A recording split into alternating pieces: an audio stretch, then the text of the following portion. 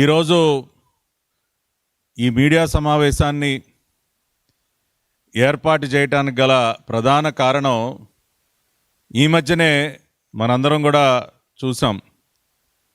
పులివెందల శాసనసభ్యుడు మాజీ ముఖ్యమంత్రి అయినటువంటి జగన్మోహన్ రెడ్డి, అదేనండి ఇప్పుడు రాష్ట్ర ప్రజలందరూ కూడా మిస్టర్ జమోరే అని పిలుస్తూ ఉన్నారు. వారు మొన్న మీడియా సమావేశాన్ని ఏర్పాటు చేసి కొన్ని అభివృద్ధి గుళికలు ఆయన విసురుతూ ఉన్నారు. కొత్తగా మనకి అభివృద్ధి పాఠాలు నేర్పించేటటువంటి ప్రయత్నం చేస్తూ ఉన్నారు. చేసేటటువంటి ఆ ప్రయత్నంలో ఏ విధంగా నవ్వుల పాలైపోయి ఇవాళ ప్రపంచవ్యాప్తంగా ఒక కామెడీ పీస్గా మారిపోయినటువంటి వ్యక్తి గౌరవనీయులైనటువంటి జమోరే గారు. అంటే రాష్ట్రం అన్నా, రాష్ట్ర అభివృద్ధి అన్నా ఆయనకి ఒక నవ్వులాటగా మారిపోయింది. ఆయన ప్రెస్ మీట్ చూసినటువంటి ప్రతి ఒక్కరూ కూడా ఇతనికి అసలు మతిస్థిమితం ఉందా, మతిస్థిమితం కోల్పోయి మాట్లాడుతూ ఉన్నాడా అన్న అనుమానాలు కూడా బలపడ్డాయి. ఎందుకంటే గతం నుంచే కొన్ని అనుమానాలు ఉన్నాయి. ఇవి మొన్న ఆయన మాటలు విన్న తర్వాత అవి ఇంకా మరింత బలపడటం జరిగింది. ఆయన మొన్న చేసినటువంటి ప్రతిపాదన మావి గన్ అంట. నిజంగా ఆ పేరు ఆ రోజున ఆయన ప్రతిపాదిస్తూ కూడా ఒక రకమైనటువంటి వెటకారంతో ఆయన నవ్వినటువంటి ఆ నవ్వులు అంటే అంత వెటకారం అయిపోయింది ఆయనకి. రాష్ట్రం అన్నా, రాష్ట్ర రాజధాని అన్నా, రాష్ట్రం యొక్క అభివృద్ధి అన్నా కూడా, ప్రజల యొక్క సంక్షేమం అన్నా కూడా ఆయనకు ఒక వెటకారంగా మారిపోయింది. మచిలీపట్నం నుంచి మా తీసుకోండి, విజయవాడ నుంచి విఐ తీసుకోండి, గుంటూరు నుంచి GUN తీసుకోండి, మావిగన్ అని పెట్టండి అయ్యా అని ఒక వెటకారపు నవ్వు. అంటే పార్లమెంటులో ఒక చారిత్రాత్మకమైనటువంటి బిల్లు ఉభయ సభల్లో పాస్ అయ్యి ఇక అమరావతి అన్స్టాపబుల్, అమరావతి ఈ రాష్ట్రానికి ఏకైక రాజధాని, ప్రజా రాజధాని అమరావతి అని జాతీయ స్థాయిలో ఉన్నటువంటి అన్ని పార్టీలు కూడా మద్దతు పలికి తమ ఆమోదాన్ని తెలిపితే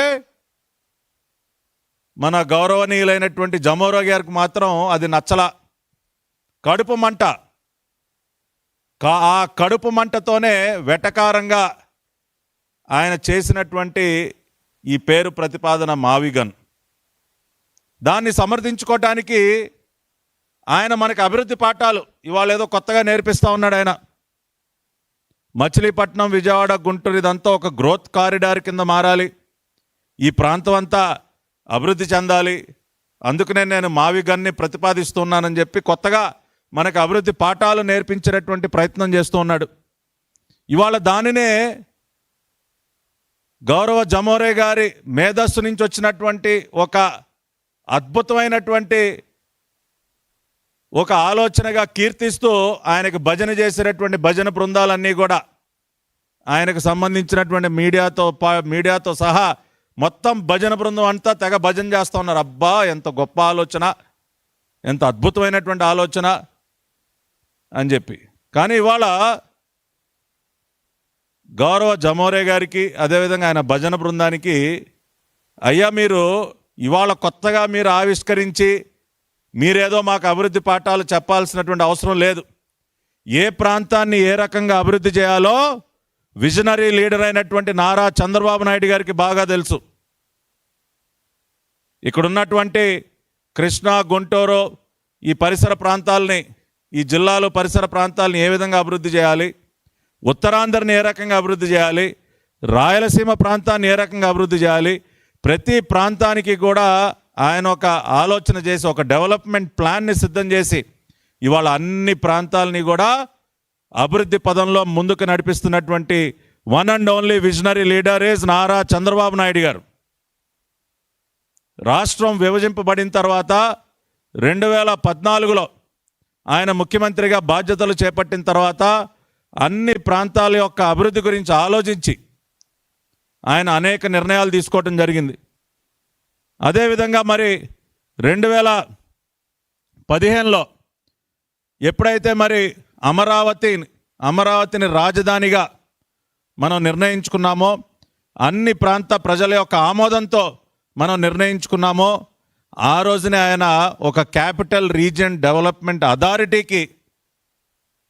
అథారిటీ ఏర్పాటుకి ఆయన శ్రీకారం చుట్టి దానికి సంబంధించిన జీవోలన్నీ కూడా విడుదల చేయడం జరిగింది.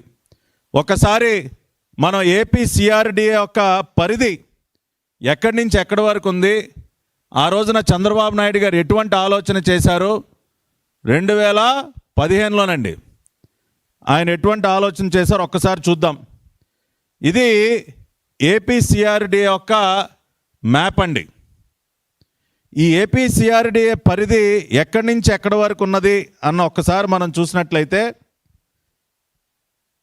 ఇదిగోండి మచిలీపట్నం దగ్గర ఉన్నటువంటి మోపిదేవి, చల్లపల్లి, ఘంటసాల, మొవ్వ ఆ ప్రాంతాల దగ్గర నుంచి ప్రారంభమయ్యి ఇంకా పైకి పామర్రు, ఉయ్యూరు, అటు గుడివాడ, నందివాడ, కంకిపాడు, ఉంగుటూరు, అటు బాపులపాడు దగ్గర నుంచి ఇటు తాడిగడప, విజయవాడ, అటు పైన నూజువీడు, మైలవరం, జీకొండూరు, ఆగిరిపల్లి, ఇట్లా అంటే కింద ఇక్కడ మచిలీపట్నం దగ్గర ఉన్నటువంటి మోపిదేవి, చల్లపల్లి, ఘంటసాల నుంచి ప్రారంభమయ్యి అనేక ప్రాంతాలని కవర్ చేసుకుంటూ గుంటూరు దాటి ఎడ్లపాడు, ప్రతిపాడు, ఫిరంగిపురం, ఇట్లా ఎడ్లపాడు వరకు కూడా సిఆర్డిఏ యొక్క ప్రాంతం విస్తరించి ఉంది.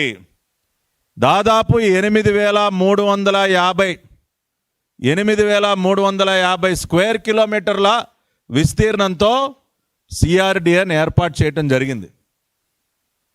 ఈ మ్యాప్ కనుక మీరు చూసినట్లయితే ఏమర్థం అవుతా ఉందండి, ఏపీ సిఆర్డిఏ యొక్క పరిధి ఎక్కడి నుంచి ఎక్కడి వరకు ఉంది, మచిలీపట్నం దగ్గర నుంచి అటు గుంటూరు దాటి ఎడ్లపాడు వరకు ఏపీ సిఆర్డిఏ యొక్క పరిధిని 2015లోనే నిర్ణయించడం జరిగింది.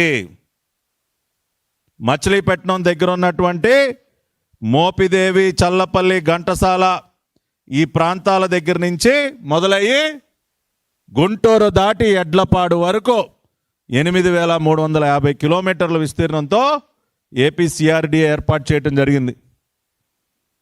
That is the vision of Nara Chandrababu Naidu garu. ఇవాళ గౌరవ జమోరే గారు మనకి వాళ్ళ కొత్తగా ఏదో పాఠాలు నేర్పించే ప్రయత్నం చేస్తూ ఉన్నారు. మచిలీపట్నం, విజయవాడ, గుంటూరు ప్రాంతాలు అభివృద్ధి చెందాలి, ఇది గ్రోత్ కారిడార్గా ఏర్పడాలి అని ఇవాళ మనకి పాఠాలు చెప్పే ప్రయత్నం చేస్తున్నటువంటి గౌరవనీయులైనటువంటి జమోరే గారు, మీరు ఒక్కసారి ఏపీ సిఆర్డిఏ మ్యాప్ చూడండి సార్. ఒక్కసారి AP capital region development authority map చూడండి. మీరు మ్యాప్ చూస్తే నారా చంద్రబాబు నాయుడు గారి విజన్ ఏంటో మీకు అర్థమవుతుంది. మీరు అవేమీ చూసే టైం మనకు ఉండదు. అభివృద్ధికి సంబంధించి, డెవలప్మెంట్ సంబంధించి, అన్ని ప్రాంతాల అభివృద్ధికి సంబంధించి ఆలోచనలు కానీ వాటిపైన సమయం గడిపేటటువంటి ఓపిక కానీ మీకెక్కడ ఉంది సార్? ఎంతసేపు ఏ ప్రాంతంలో ఎంత దోచుకుందామన్న ఆలోచన తప్పితే మీకు నిజంగా కూడా రాష్ట్రంలో ఉన్నటువంటి అన్ని ప్రాంతాల అభివృద్ధిపైన మీకు ఫోకస్ ఎక్కడుంది? అందుకని ఇప్పటికైనా చంద్రబాబు నాయుడు గారి ఆలోచన 2015లోనే ఆయన విజన్ ఏంటో ఈ ఏపీ సిఆర్డిఏ ఏర్పాటుకు సంబంధించి దాని యొక్క పరిధికి సంబంధించి మ్యాపులు చూస్తే ఇవాళ మీరు కొత్తగా మాకు పాఠాలు చెప్పే అవసరం ఉండదు మిస్టర్ జమోరే గారు. కాబట్టి ఒకసారి చూడండి, ఆయనకి భజన చేసేటటువంటి భజన బృందాలు, అసలు అద్భుతమైనటువంటి ఆలోచన, రాష్ట్రం మొత్తం ఇదే చర్చ. ఏంటండి మీరు ఇవాళ అద్భుతమైనటువంటి ఆలోచన చేసేది? 11 సంవత్సరాల ముందే that is the vision of Nara Chandrababu Naidu garu. ఇవాళ మీరు చూసినట్లయితే AP CRDA capital region development అథారిటీలో మీరు చూసినట్లయితే అమరావతి క్యాపిటల్ సిటీతో పాటు అమరావతి క్యాపిటల్ సిటీ ఏరియాతో పాటు మనకి కోర్ రీజియన్ ఏదైతే ఈ ఎల్లో కలర్లో ఉన్నటువంటి ప్రాంతం ఏదైతే ఉందో కోర్ రీజియన్ అంటే దాదాపు 3.1 మిలియన్కి పైబడి పాపులేషన్ ఉన్నటువంటి core region 6 urban local bodies Vijayawada కానివ్వండి, ఇటు గుంటూరు కానీ, తెనాలి కానీ, ఇటువంటివన్నీ కూడా కలుపుకొని కొండపల్లి, తాడిగడప ఇటువంటి మున్సిపాలిటీలన్నీ కూడా కలుపుకొని కోర్ రీజియన్ అనేది ఒక ప్రాంతం. కోర్ రీజియన్ తర్వాత ఎక్స్టెండెడ్ రీజియన్ ఇంకొక 2.1 మిలియన్ పాపులేషన్కి పైబడి ఉన్నటువంటి ఎక్స్టెండెడ్ రీజియన్, ఇంకొక 6 మున్సిపాలిటీస్తో ఉన్నటువంటి ఎక్స్టెండెడ్ రీజియన్ అంటే ఇటు ఉయ్యూరు కానివ్వండి, ఇటు గుడివాడ కానివ్వండి, ఇటు నూజివీడు కానివ్వండి, నందిగామ కానివ్వండి, ఇటు సత్తెనపల్లి కానివ్వండి, ఇట్లా పొన్నూరు కానివ్వండి, ఇటువంటివన్నీ కూడా కలిపి ఎక్స్టెండెడ్ రీజియన్ దాదాపు 6 మున్సిపాలిటీలతో 2.1 మిలియన్, మోర్ దాన్ 2.1 మిలియన్ పాపులేషన్తో. ఆ తర్వాత పెరిఫరల్ ఎక్స్టెండెడ్ రీజియన్ అంటే కింద ఈ ఆరెంజ్ కలర్లో ఉన్నటువంటి ఈ పెరిఫరల్ ఎక్స్టెండెడ్ రీజియన్ దాదాపుగా మరి 0.5 మిలియన్ పాపులేషన్ కలిగినటువంటి ఈ పెరిఫరల్ ఎక్స్టెండెడ్ రీజియన్. ఇట్లా ఏపీసీఆర్డీఏ పరిధిలో మనకి క్యాపిటల్ సిటీ ఉంటుంది, తర్వాత కోర్ రీజియన్ ఉంటుంది, ఏది ఒక 6 కార్పొరేషన్ల మున్సిపాలిటీలతో కూడినటువంటి కోర్ రీజియన్ ఉంటుంది, ఆ తర్వాత ఎక్స్టెండెడ్ రీజియన్ ఉంటుంది, ఇంకొక 6 మున్సిపాలిటీలతో ఉన్నటువంటి ఎక్స్టెండెడ్ రీజియన్, ఆ తర్వాత పెరిఫరల్ ఎక్స్టెండెడ్ రీజియన్. ఇట్లా AP capital region development authority పరిధిలో ఈ 4 ప్రాంతాలు కూడా కలిపి ఈ రకంగా వాటిని డివైడ్ చేసుకుని వాటి యొక్క అభివృద్ధికి ఇవాళ సిఆర్డి అంటే కేవలం ఒక రాజధాని అభివృద్ధే కాదండి. రాజధాని యొక్క అమరావతి యొక్క అభివృద్ధితో పాటు ఇదిగోండి ఈ ప్రాంతం మొత్తం యొక్క అభివృద్ధి కూడా ఏపీ సిఆర్డిఏ యొక్క బాధ్యత.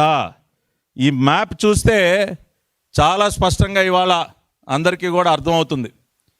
ఇవాళ జగన్మోహన్ రెడ్డి గారు మావిగన్నని ఒక తుగ్లక్లాగా పిచ్చి పిచ్చి పేర్లన్నీ పెడుతూ ఏదో ఇవాళ ఆయనకి ఏదో ఈ ప్రాంతం పైన కొత్తగా ప్రేమ పుట్టుకొచ్చినట్టు, గతంలోనేమో 3 రాజధానులు అని చెప్పి 3 ముక్కల ఆట ఆడే ప్రయత్నం చేశాడు ఆయన. వాళ్ళు ఈరోజేమో మళ్ళీ ఈ 3 నగరాలని ప్రస్తావిస్తూ మళ్ళీ ఇంకేదో ఒక కొత్త ప్రతిపాదన, ఏదో ఈయన మేధస్సు నుంచి ఈయన కొత్తగా ఏదో ఆవిష్కరించి వాళ్ళు తీసుకొచ్చినట్టు. కాబట్టి స్పష్టంగా ఇవాళ గౌరవ జమోరే గారికి కానివ్వండి, ఆయనకు భజన చేసినటువంటి నాయకులకు కానివ్వండి, మీడియాకి కానివ్వండి, ఒకటే చెప్తా ఉన్నాం, దయచేసి ఒక్కసారి ఏపీ సిఆర్డిఏ యొక్క మ్యాప్ చూస్తే మీకే అర్థమవుతుంది చంద్రబాబు నాయుడు గారి విజన్ ఏంటో. దానికి సంబంధించి మీరు చూసినట్లయితే జీవో నంబర్ 207 డేటెడ్ 22/9/2015 సెప్టెంబర్ 22, 2015 మరి ఏపీ క్యాపిటల్ రీజియన్ డెవలప్మెంట్ అథారిటీకి సంబంధించినటువంటి ఆర్డర్స్లో మరి ఈ ప్రాంతాన్ని అంతా కూడా ప్రస్తావిస్తూ దాదాపు 11 సంవత్సరాల క్రితమే ఈ ప్రాంత అభివృద్ధికి మొత్తానికి కూడా దోహదపడే విధంగా ఏపీ సిఆర్డి యొక్క బౌండరీస్ అన్నిటిని కూడా మెన్షన్ చేయటం. ఇవాళ ఇదిగోండి బందర్కి దగ్గర ఉన్నటువంటి మరి చల్లపల్లి కానీ, మోపిదేవి కానీ, ఘంటసాల మండలం కానీ, మొవ్వ కానీ, వాటికి సంబంధించినటువంటి విలేజెస్ పేర్లన్నీ కూడా ఇవాళ మోపిదేవి మండలం మీరు చూసినట్లయితే ఒక చిరువోలు కానీ, మెల్లమర్రు కానివ్వండి, లేదంటే మెరకనపల్లి కానివ్వండి, పెదకళ్ళేపల్లి, టేకుపల్లి, ఇటువంటి అన్ని దాదాపుగా గ్రామాలతో సహా ఆ పేర్లన్నీ కూడా పెట్టి ఘంటసాల మండలంలో ఏ గ్రామాలన్నీ కూడా సిఆర్డిఏ పరిధిలోకి వస్తాయి ఇవన్నీ కూడా మెన్షన్ చేస్తూ ఇంత స్పష్టంగా మరి ఆ రోజునే జీవో ఇస్తే, మరి 2019లో జగన్మోహన్ రెడ్డి గారు ముఖ్యమంత్రి అయిన తర్వాత ఆయన చేసినటువంటి పని ఏంటండి, ఈ రోజున మచిలీపట్నం, విజయవాడ, గుంటూరు ఈ ప్రాంతాలపైన కొత్తగా ప్రేమ ఒలకబోసే ప్రయత్నం చేస్తున్నటువంటి గౌరవ జమోరీ గారు ఏం చేశారు, మరి ఈ ప్రాంతాలన్నింటినీ కలుపుతూ ఏర్పాటైనటువంటి సిఆర్డిఏని 2020లో రద్దు చేసే ప్రయత్నం చేశారా లేదా? ఇవాళ ఆ రోజున మనం చూసాం, ఎందుకంటే ఏపీ సిఆర్డిఏ చట్టం రద్దు. మరి ఆ రోజున మరికి ఈ ప్రాంతం మీకు గుర్తుకు రాలేదా? ఎందుకు మీరు ఏపీ సిఆర్డిఏ చట్టాన్ని రద్దు చేసే ప్రయత్నం చేశారు?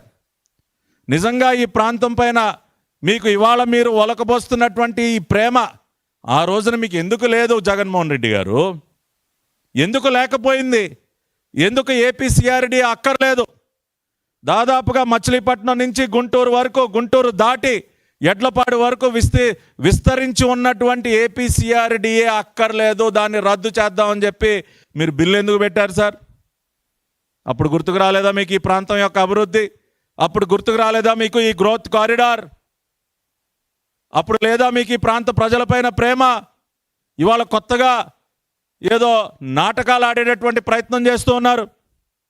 ఈ ప్రశ్నకి ఏం జవాబు చెప్తారని చెప్పి నేను ఈనాటి పులివెందుల శాసనసభ్యుడైనటువంటి గౌరవ జమోరే గారిని అడుగుతా ఉన్నా. ఆయనకి భజన చేసేటటువంటి భజన బృందాన్ని అడుగుతున్నా.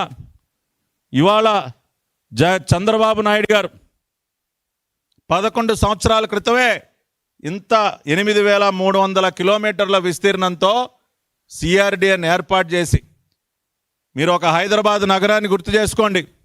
ఆ రోజున ఒక ఔటర్ రింగ్ రోడ్డు ద్వారా ఒక HMDA, Hyderabad metropolitan development authority, ఇవాళ ఆ పరిధిలో ఉన్నటువంటి ఆ ప్రాంతాలన్నీ కూడా ఏ రకంగా అభివృద్ధి చెందాయో, ఒక విజన్తో ఆ రోజున చంద్రబాబు నాయుడు గారు ఏ రకంగా ప్రాంత అభివృద్ధికి ఆయన దోహదపడ్డారో, ఈ రోజున ఈ ఏపీసీఆర్డీఏ ద్వారా ఇవాళ ఏపీసీఆర్డీఏ పరిధిలో వచ్చినటువంటి ఔటర్ రింగ్ రోడ్డు కానీ, ఇన్నర్ రింగ్ రోడ్లు కానీ, ఇవన్నీ మరి ఈ ప్రాంతం మొత్తానికి కూడా ఉపయోగపడేటటువంటి ప్రాజెక్టులే కదా. ఇవాళ సిఆర్డీఏ పరిధిలో జరిగేటటువంటి అభివృద్ధి కార్యక్రమాలు ఏవైతే ఉన్నాయో, మరి ఈ ప్రాంతం మొత్తానికి కూడా ఉపయోగపడే విధంగా అనేక ప్రణాళికలు సిద్ధం చేస్తూ ముందుకు వెళుతూ ఉంటే, ఇవాళ ఈయన గారు కేవలం ఒక కడుపు మంటతో, అమరావతి పైన ఉన్నటువంటి ఒక కడుపు మంటతో, ఒక వెటకారంగా, ఒక రకమైనటువంటి వెటకారంతో పార్లమెంటులో పాస్ అయినటువంటి బిల్లు ఏదైతే ఉందో దాని పట్ల ఒక రకమైనటువంటి వెటకారంతో అపహాస్యం చేసే విధంగా ఆయన ఒక పిచ్చి తుగ్లక్లాగా కొత్త కొత్త పేర్లన్నీ తీసుకొచ్చి ఇవాళ ప్రపంచవ్యాప్తంగా ఒక కామెడీ పీస్గా మారిపోయినటువంటి వ్యక్తి గౌరవనీయులైనటువంటి జమోరే గారు. కాబట్టి ఇవాళ మీ దగ్గర నుంచి కొత్తగా మేము అభివృద్ధి పాఠాలు నేర్చుకోవాల్సినటువంటి అవసరం లేదు సార్. 11 సంవత్సరాల ముందే ఈ ప్రణాళికను సిద్ధం చేసి ఈ ప్రాంత అభివృద్ధికి కంకణం కట్టుకున్నటువంటి వ్యక్తి నారా చంద్రబాబు నాయుడు గారు. ఈ 3-4 జిల్లాలు ఏవైతే ఉన్నాయో వాటన్నిటి అభివృద్ధికి కూడా మరి సిఆర్డీఏ దోహదపడనుంది. ఆ రకంగానే ప్రణాళికలు సిద్ధం చేశారు. ఇవాళ ఒక ఉత్తరాంధ్రని అనేక రకాలుగా కొన్ని లక్షల కోట్ల రూపాయల పెట్టుబడులు తీసుకొచ్చి ఇవాళ ఆ ప్రాంతం యొక్క రూపురేఖలు ఏ విధంగా మార్చేస్తూ ఉన్నారో, ఒక ఆర్సిలార్ మిత్తల్ నిప్పాల్ స్టీల్ ప్లాంట్ కానివ్వండి, ఒక గూగుల్ డేటా సెంటర్ కానివ్వండి, ఇంకా అనేక పరిశ్రమలు టీసీఎస్ కానీ, కాగ్నిజెంట్ కానీ ఏ రకంగా ఉత్తరాంధ్రకి క్యూ కడతా ఉన్నాయి. రాయలసీమ ప్రాంతానికి ఎన్ని రకాలైనటువంటి పరిశ్రమలు అక్కడికి తీసుకొస్తా ఉన్నారు.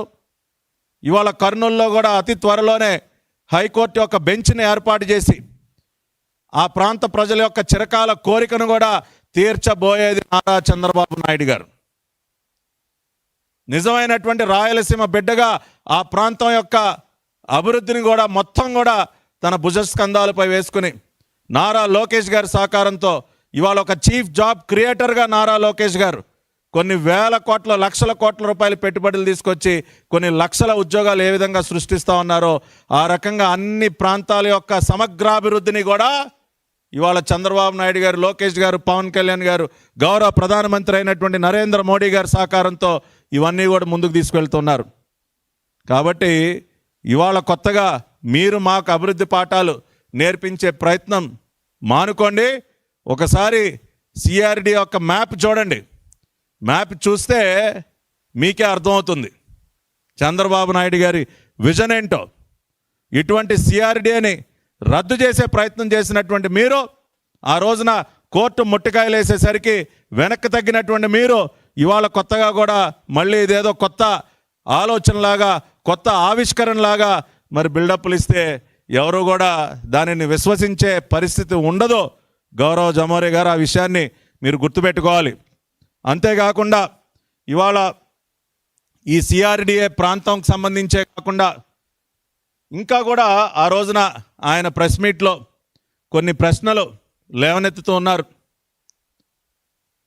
కౌన్సిల్లో ఎందుకు పెట్టలేదు, కేవలం అసెంబ్లీలోనే తీర్మానం చేశారు, కౌన్సిల్లో కూడా మీరు పెట్టాలి కదా అని చెప్పి ప్రజల్ని కొంత కన్ఫ్యూజ్ చేసే ప్రయత్నం చేస్తూ ఉన్నారు.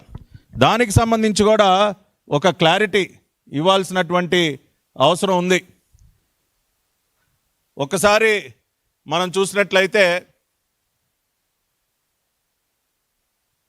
మనకి రెండు రకాలైనటువంటి అంశాలు, ఒకటి బిల్లు, రెండోది రెజల్యూషన్ అంటే తీర్మానం. ఇవి రెండు కూడా వీటికి రెండిటికి సంబంధించి తేడాను కూడా వాళ్ళ రాష్ట్ర ప్రజలు గమనించాలి. బిల్లు ద్వారా ఒక చట్టాన్ని మనం చేసేటప్పుడు అది శాసనసభలో అయినా, అంటే రాష్ట్రంలో అయినా, కేంద్రంలో అయినా ఉభయ సభలకి కూడా వెళ్ళాల్సినటువంటి అవసరం ఉంటుంది, ఉభయ సభల్లో కూడా పాస్ అవ్వాల్సినటువంటి అవసరం ఉంటుంది. బిల్ అనేది రాష్ట్రంలో అయితే బోత్ అసెంబ్లీ అండ్ కౌన్సిల్, జాతీయ స్థాయిలో అయితే పార్లమెంట్లో అయితే లోక్సభ మరియు రాజ్యసభ.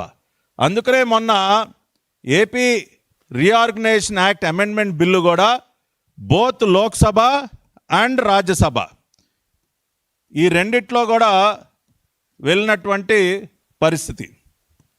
పాస్ అయింది కదా రెండిట్లో కూడా.